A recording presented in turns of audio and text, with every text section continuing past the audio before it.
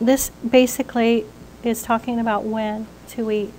And what we're going to do if we're going to work with a slow-down diet is we're actually going to focus on eating early in the day when the temperature is rising, when the fuel in the body, when the body is actually needing to be fueled. In Chinese medicine, we talk about the center of the body as the triple burner. And literally, it is like a furnace or fuel. So we want to eat as the body temperature comes up, we want to eat. And then as the body cools, later in the day, we want to stop eating. That's essentially it. And actually, the slow-down diet, I haven't proven this yet. Slow-down diet maintains that anything you eat before noon doesn't count. And so you can almost eat as much as you want to. We don't really want to have a steak dinner before noon, but it's feasible. You want to eat most of your calories early in the day. This is going to sound a lot like the way people eat in Europe. They have the big meal, then they have the siesta. But that is actually how the body wants to eat. So you want to eat in the morning, have your bigger meal at lunchtime. And actually, it's normal for the body's energy to drop, again, because the temperature is dropping, cortisol is dropping, so you're going to feel a little bit more relaxed in the afternoon. And then many people actually get a little bit of a pick-me-up right before dinner, and then the body temperature then continues to drop to encourage us to go to bed. You have a question? Sure. It's okay. There's not too many questions that can be asked. What's your recommendation as far as exercise, say a cardio, in that timing or rhythm? About the when? About when yes, to do it? Yes, when's the most efficient time? The most efficient time. Well, let me ask you, do you have a thought on what's most efficient? Is there an efficient time for you? Early for you. What I've actually, what I understand is most of the time it is early morning, but I would say, based on our lifestyles, whenever you can get it in. The problem with exercise at night is it often will wake you up, it will stimulate you. Then you don't have enough time for the body to repair, you're not adding in more nutrition. So early morning often is best, but I'm going to say whenever it's working for you. Yes, ma'am? What if you have like a night rhythm? Like I'm awake, I'm opposite of that. Morning is not good. Is not my time of day. But I feel more ready to go like late at night. What I'm going to say is when it works for you is the best time. I want to talk about, the one thing I want to actually add into this is the concept of walking. And in fact, let me show you another book that I really like, and I did get it at a conventional site. It's called Walking Off Weight. And this actually talks about, and there are formulas in here for how to walk off the weight. And then slow, long movements are more effective. So whenever you can get that in. But in terms of if you were doing cardio training or if you were doing long distance, athletic training, I would say the earlier the better in the day. Oh, for eating? Oh, for you? Well, I guess I'll ask, are you sure? Have you tested it? Do you? I usually fall into good sleep around 4 or 5 in the morning. Before that, I'm just kind of laying there. Has this been the way of your life the whole time? For as long as I can remember. Mm-hmm. So I'm ready to do stuff when I get home from work at 5. And then you keep going for the next 8 hours. Mm-hmm. If I'm looking has somebody looked at your cortisol levels? I don't know. I'm working with a natural doctor now, so I don't think we've made it that far yet. So just getting started. Here's what can happen with the fight or flight. Now, I'm not saying that isn't true. I had a brother like that, and if I would have tried to change him, he would have totally resisted.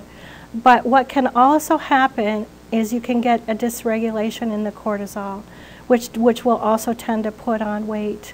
Mm-hmm. But what happens is that I've seen people with primary insomnia where there is a curve that we get. We have cortisol that should peak at 8 a.m., then that's what actually wakes us up. Then about noon it's a little bit lower, it drops, 4 p.m. it's lower, and so on, so that by the time we go to bed, the cortisol has tapered off. The lowest ebb of cortisol is at 3 a.m., which is part of the reason why shift work is so risky, because people, regardless of what they're doing, they still tend to be sleepy, or if they're driving at 3 a.m., that's a huge time for accidents. So what can have happened is you may have actually dysregulated your cortisol over time. That's not to say that it doesn't feel more natural, but you may want to try to get a little bit more of a rhythm. Now, I'm not diagnosing and treating you. I can't actually address it. Yeah, I do have insomnia sometimes too. So you may want to look, and any of you who also have this, is look and see whether your cortisol levels are off. And in this fast-paced culture where adrenal stress is an issue, I see many people who don't take the responses and go to sleep when they should, and then they're awake at 11, 12, 1 o'clock. I've been guilty of it myself, but it's something to work on if we're going to actually work on the weight loss and managing the stress levels that we have. So let me just share with you the ways to apply rhythm, the timing. First, you want to eat regularly. It is true that if you want to control insulin levels in the body, you should eat more frequently. Let's say as many as 6 small meals a day. But if you're going to get most of your calories down in the morning, then make the larger portion earlier in the morning.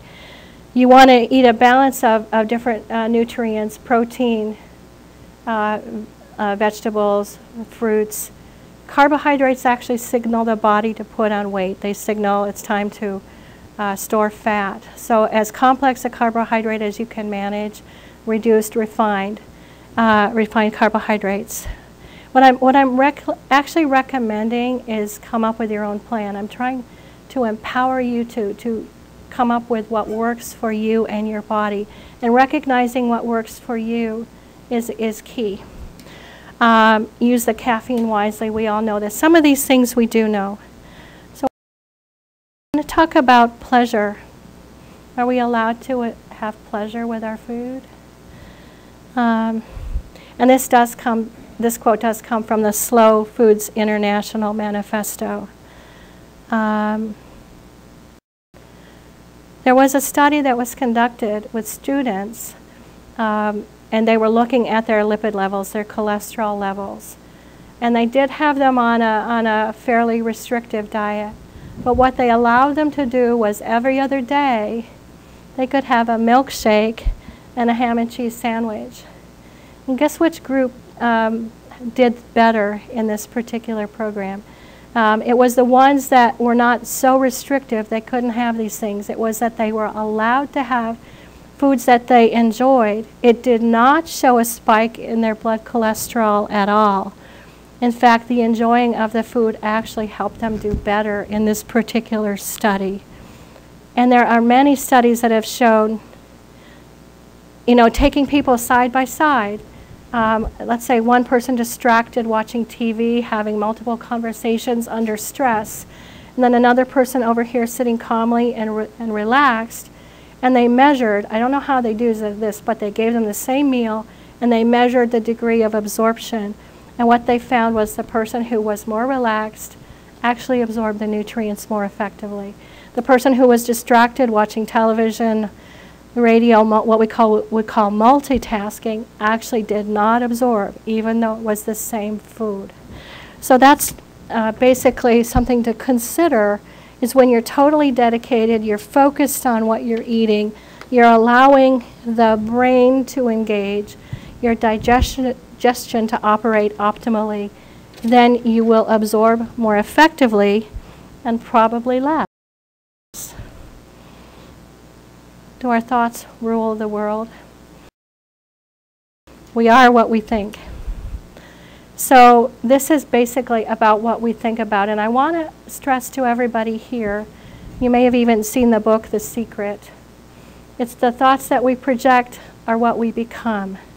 So what we see and what we think about actually then influences what we do. So the best way to approach this, and I'm approaching this from a feeling standpoint now, is to think about what you want to become, allow yourself to have those things that make you feel good, and do it by plan. And then I'm going to talk story. I want to get to a couple of things at the end, so I'm going to go a little more rapidly. Story. This relates back to thoughts. What we tell ourselves is who we are. If we think that we can't do it, either way we're right. So if you think you can, if you believe it, you feel strongly that you're able to do this, then you will become that. I've spoken to many people who put an image of themselves on the bathroom mirror, and then they work toward becoming that. But it's not that we're going to work there, force ourselves, and feel bad if we don't. It's that we allow it to happen. And I was thinking about hypnosis and its role here. Hypnosis is about changing the way we think. And hypnosis has worked for many people in terms of weight loss. So the minute we start to tell a different story about ourselves, then we can make it happen. But here's a homework assignment. And this has to do with our story. I've given you a diet log.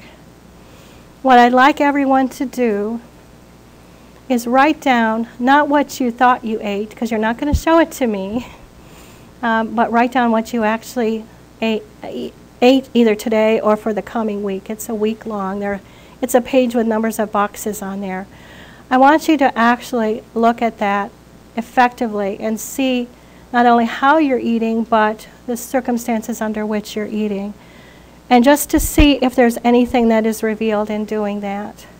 We often have patients bring these in with their intake forms. And it's very interesting what it shows. For example, are you eating too much in terms of carbohydrates? Are you eating too rapidly? Are you skipping meals and making up for it at night? And then ask yourself this: when you have succeeded, what was it that helped you the most? What I want to encourage you to do is create a new successful pattern for how to do this. And the last part is sacred. This is what's sacred to you, by the way. And it brings in all of the different feelings, how we feel: love, truth, courage, compassion. I've been, is it Dr. Phil? Is he the one? He does a lot of different interventions and helps people think and feel. Think about the things that are in the way. We won't go deeply into this, but I want to encourage you to affirm who it is you want to become in terms of your dietary plan.